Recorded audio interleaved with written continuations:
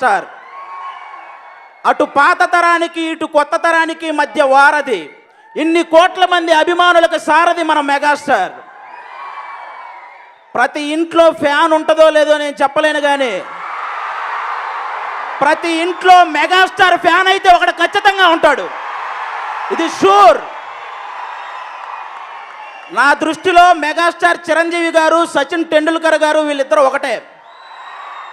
సచిన్ టెండూల్కర్ని ఎవరైనా విమర్శిస్తే నోటితో సమాధానం చెప్పడు, బ్యాటుతో సమాధానం చెప్తాడు.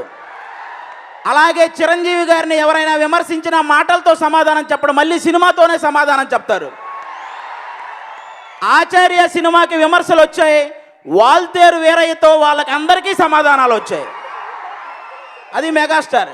ఈ జనరేషన్ యంగ్ హీరోలు అందరూ డ్యాన్స్ ఎరగదీస్తారు, కానీ ఆ డ్యాన్స్లో ఒక మార్క్ సెట్ చేసింది మెగాస్టార్ చిరంజీవి గారు.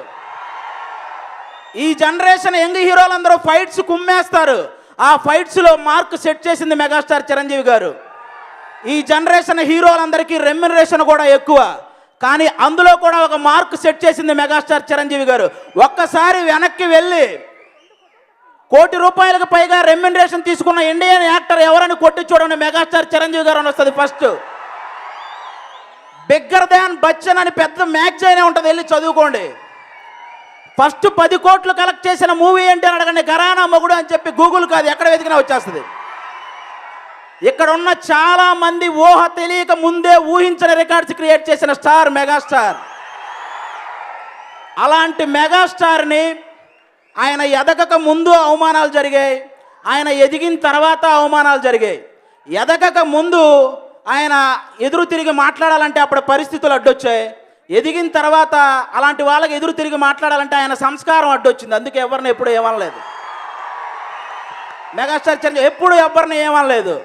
ఠాగూర్ సినిమాలో ఆయనకు నచ్చని ఒకే ఒక్క పదం క్షమించడం, కానీ నిజ జీవితంలో ఆయనకు బాగా నచ్చిన పదం క్షమించడం.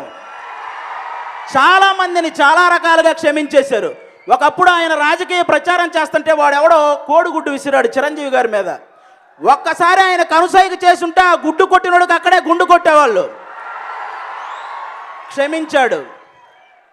ఒకప్పుడు మినిస్టర్ హోదాలో ఉండి ఒక ఓటు హక్కును వినియోగించుకోవడానికి వెళ్తే అక్కడ ఆయన ఓటు ఉందా లేదా అని పరిశీలించడానికి లైన్ క్రాస్ చేస్తే ఒక ఎన్ఆర్ఐ ఈ లైన్ క్రాస్ చేసిన దాని గురించి లిమిట్స్ క్రాస్ చేసి మాట్లాడాడు. అతను చూసిన మనందరికీ కోపం వచ్చింది, కానీ చిరంజీవి గారికి కోపం రాలేదు, చాలా కూల్గా మాట్లాడాడు.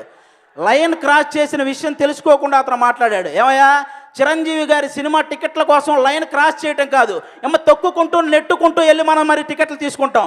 చొక్కా చిరిగితే చిరంజీవి గారి సినిమా టికెట్ దొరికినట్టు, చిరగపోతే సినిమా టికెట్ దొరకనట్టు. అది మెగాస్టార్ రేంజ్. అలాంటి వ్యక్తుల్ని క్షమించారు. కొన్ని వేల మందికి ప్రవచనాలు చెప్పే ఒక వ్యక్తి కొన్ని కోట్ల మంది అభిమానించే మెగాస్టార్ చిరంజీవి గారి మీద అసహనం ప్రవర్తించారు ఆయన అరువు ప్రదర్శించారు. ఆయన ఏ కారణం లేకుండా, చిరంజీవి గారికి ఏ సంబంధం లేకుండా, అంటే ఎదురుగా ఉన్న వాళ్ళకి ఎలా ఉండాలో నేర్పించే ఆయన సహనం కోల్పోయాడు. కానీ ఆ రోజు చిరంజీవి గారు సహనం కోల్పోలేదు, వెళ్ళి ఆయన పక్కన కూర్చున్నాడు, ఆ సభ సజావుగా జరిగేలా చేశాడు. అది మెగాస్టార్.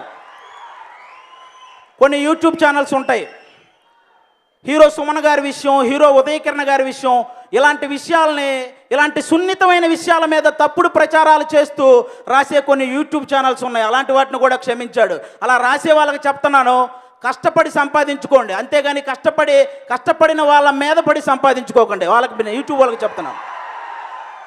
ఈ టాలీవుడ్లోనే ఒక డైరెక్టర్ ఉన్నారు, ఆయన అనే స్థాయి నాకు లేదు, కానీ అలాగే మెగాస్టార్ని, పవర్ స్టార్ని విమర్శించే స్థాయి ఆయనకి లేదు. ఆయన ఒక చిన్న పెగ్గేసినప్పుడు చిరంజీవి గారిని, పెద్ద పెగ్గేసినప్పుడు పవన్ కళ్యాణ్ గారిని విమర్శిస్తుంటారు ఆయన. వాళ్ళకి చెప్తున్నాను, అర్థం లేని విమర్శలకు క్లాప్స్ రావు, అర్థం కాని సినిమాలకి కలెక్షన్లు రావు.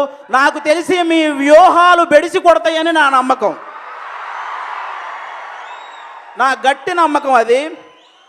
అదేవిధంగా ఏ ప్రభుత్వాలు అయితే చిరంజీవి గారి బ్లడ్ బ్యాంక్కి అవార్డులు ఇచ్చాయో ఆయన సేవను గుర్తించి, అదే ప్రభుత్వాలు ఆయన రాజకీయాల్లోకి వచ్చినప్పుడు ఆ బ్లడ్ బ్యాంక్ గురించి తప్పుడు ప్రచారాలు చేశాయి. అప్పుడు కూడా భరించాడు, క్షమించాడు. That is megastar.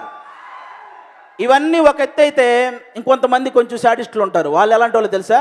చిరంజీవి గారి వారసుడు రామ్ చరణ్ తేజ్ గారు ఆయన చిరుత చిత్రం ద్వారా ఆరంగేటం చేస్తున్నప్పుడు కొంతమంది కావాలని ప్రతి ఒక్కడూ నోరెత్తి ఏదో ఒకటి మాట్లాడాడు.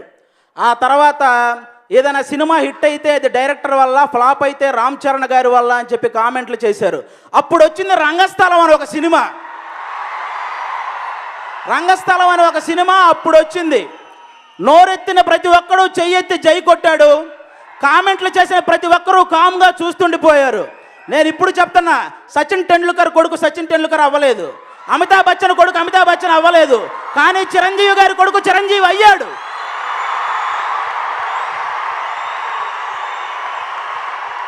కొనిదల ఒక నిమిషం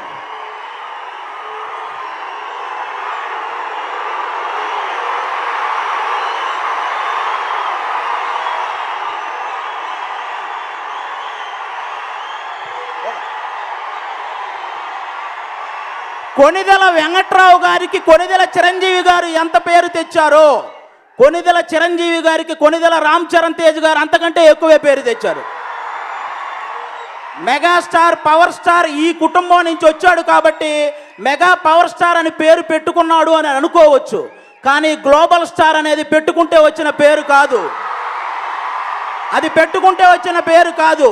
ఇక్కడ ఉన్న హీరోలందరినీ తట్టుకొని, వాళ్ళందరినీ నెట్టుకొని, చిరంజీవి గారి కొడుకుగా పేరు నిలబెట్టుకొని ఎంత ఎదిగినా చేతులు కట్టుకొని ఉన్నాడు కాబట్టే ఈరోజు గ్లోబల్ స్టార్ రామ్ చరణ్ తేజ్ గారు. ఇంకొంతమంది ఉంటారు, వాళ్ళు ఏం చేస్తారో తెలుసా? అన్నయ్యను పొగిడేసి తమ్ముడిని తిట్టేస్తుంటారు. వీళ్ళు ఎవరంటే తెలివైన శాడిస్టులు అనమాట. వాళ్ళు అన్నయ్యను పొగిడేస్తుంటారు, తమ్ముని ఏమయ్యా మీరు తమ్ముడిని తిట్టి అన్నయ్యను పొగిడితే ఆయన సంతోషపడే వ్యక్తి ఆయన. ఒకరోజు బోలాశంకర సెట్లో నేను అడిగాను చిరంజీవి గారిని, ఏదో పొలిటికల్ మ్యాటర్ వచ్చి మాట్లాడుతుంటే, నేను ఈ మధ్య పొలిటికల్ న్యూస్ చూడట్లేదా అది అన్నాడు ఆయన. ఎందుకు అన్నయ్య అని అడిగితే ఆయన చెప్పాడు, నా తమ్ముడిని ఎవరు పడితే వాళ్ళు తిడుతుంటే అవి చూసి నేను సహించలేకపోతున్నాను అని చెప్పారు. అది తమ్ముడి మీద అన్నయ్యకున్న ప్రేమ. అలాగే అన్నయ్య అంటే తమ్ముడికి కూడా చాలా ప్రేమ. ఎంత ప్రేమ అంటే ఆయన్ని అవమానించిన వాళ్ళని ఆయన వదిలేస్తాడేమో కానీ తమ్ముడు గుర్తు పెట్టుకొని మరీ వడ్డీతో సహా ఇస్తాడు. గుర్తుపెట్టుకోండి. ఇది ఎంత చెప్పినా మారని కొంతమందికి నేను మళ్ళీ చెప్తున్నాను. కొనిదెల వెంకట్రావు గారికి 3 కొడుకులు. ఒకరు కొనిదెల శివశంకర వరప్రసాద్ అలియాస్ మెగాస్టార్ చిరంజీవి గారు. అభిమానులను ప్రేమిస్తాడు, శత్రువులను సైతం క్షమిస్తాడు. 2 కొనిదెల నాగేంద్ర బాబు గారు. చాలామంది చిరంజీవి గారు పవన్ కళ్యాణ్ గారితో పోల్చి నాగబాబు గారిని కొంచెం తక్కువ చేసి మాట్లాడుతుంటారు. వాళ్ళకి చెప్తున్నా, తెలుగు సినిమా ఇండస్ట్రీలో చిరంజీవి గారి వల్ల ఎంతమంది అయితే ఎదిగారో, టీవీ ఇండస్ట్రీలో నాగబాబు గారి వల్ల మాలాంటి వాళ్ళు ఎంతోమంది ఎదిగారు. నాగబాబు గారు అన్నదమ్ముళ్ళిద్దరి కోసం అడ్డంగా నిలబడిపోతాడు, అలాంటి వ్యక్తి. 3 కొనిదెల పవన్ కళ్యాణ్ గారు. అందరి లెక్క తేలుస్తాడు, అనుకున్నది సాధిస్తాడు, ఇది షూర్. అన్నయ్య మంచోడు కాబట్టి ముంచేశారు, తమ్ముడు మొండోడు, ముంచటాలు ఉండవు, తాడో పేడో తెంచటాలే, ఇది షూర్, రాసి పెట్టుకోండి. ఇది వీళ్ళ 3 డబ్బు మీద ఆశ లేని వ్యక్తులు, మంచి చేయాలనే ఆలోచన ఉన్న వ్యక్తులు. ఇలాంటి వ్యక్తుల గురించి తప్పుడు రాతలు రాసినా, తప్పుడు కూతలు కూసినా కుర్చీ మడత పెట్టి